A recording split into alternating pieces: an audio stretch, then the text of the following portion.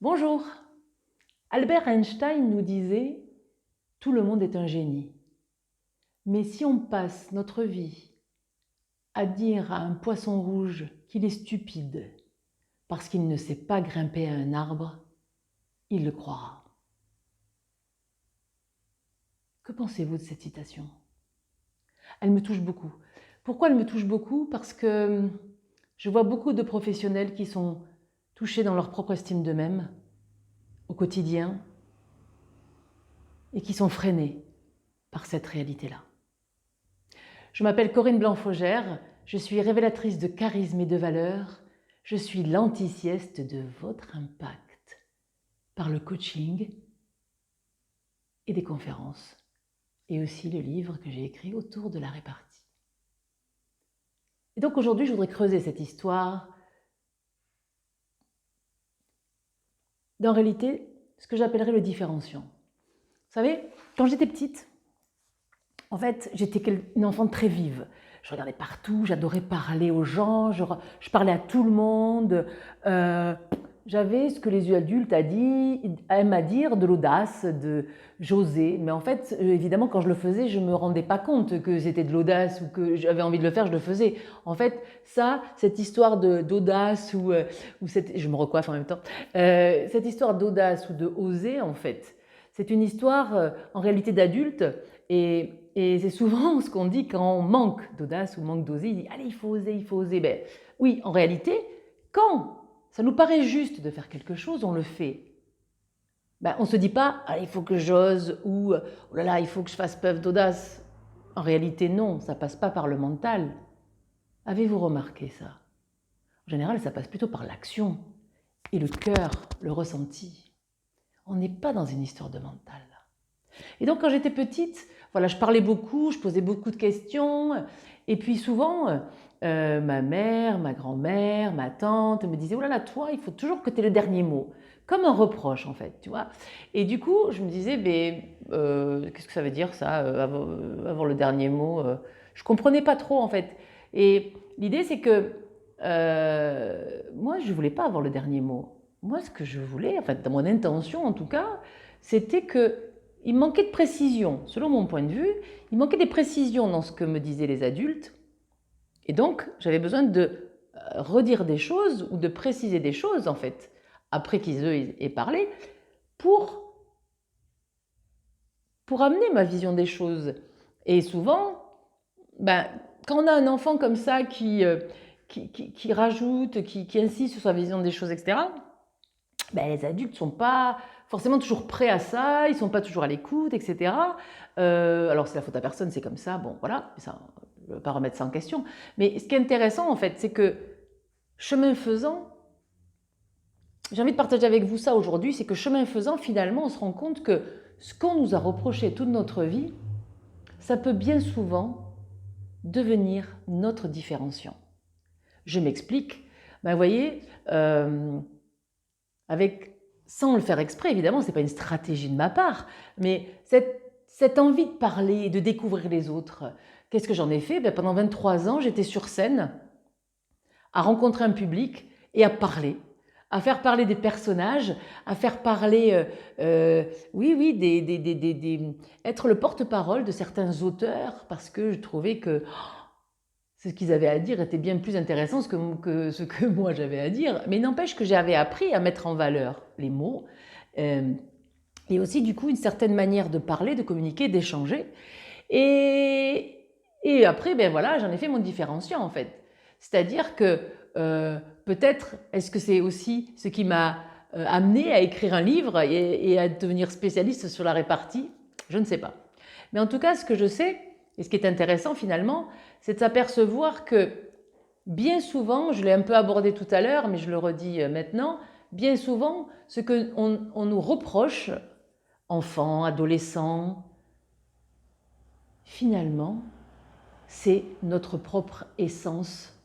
Finalement, c'est ce qui nous correspond en réalité. Et si le vrai but de la vie, c'était qu'on se raccroche tous à ça, à notre propre essence, pour qu'en réalité, elle devienne notre propre différenciant. Et si c'était ça, en fait, le but de la vie? Que nous puisions en nous, que de temps en temps nous nous retournions vers nous-mêmes et que nous disions, mais finalement, est-ce que ça, ce que je suis en train de faire là, ça me correspond?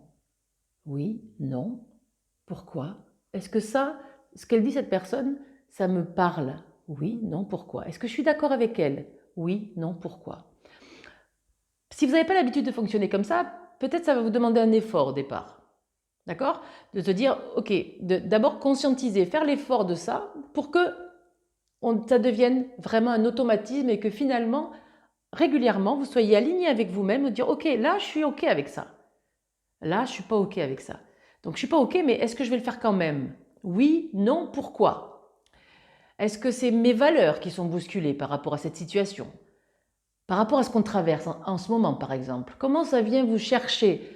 Est-ce que c'est anxiogène pour vous, cette histoire de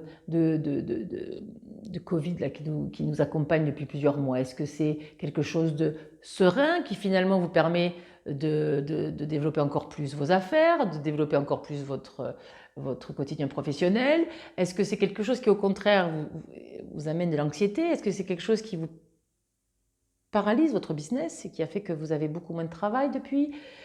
Tout ça, en fait, finalement, c'est la même chose. C'est-à-dire, si à la base de ça, comme un pilier finalement fondamental, vous êtes OK avec vous et avec ce que vous ressentez, avec qui vous êtes et pourquoi vous évoluez comme ça, vous aurez beaucoup plus de facilité à passer à l'action.